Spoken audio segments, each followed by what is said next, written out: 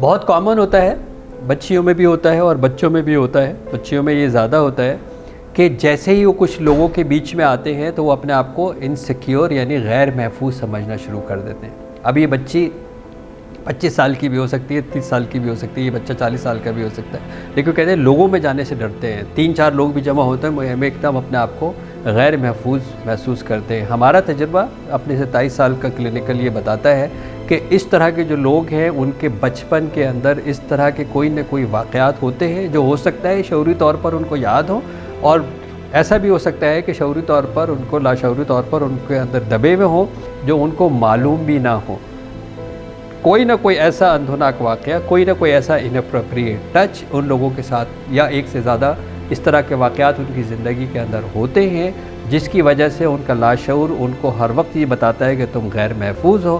اس سے ملتی جلتی کوئی بھی انوائرمنٹ نظر آتی ہے وہ ریگریس بیک کرتا ہے اور وہ اپنے آپ کو غیر محفوظ سمجھنا شروع کر دیتا ہے۔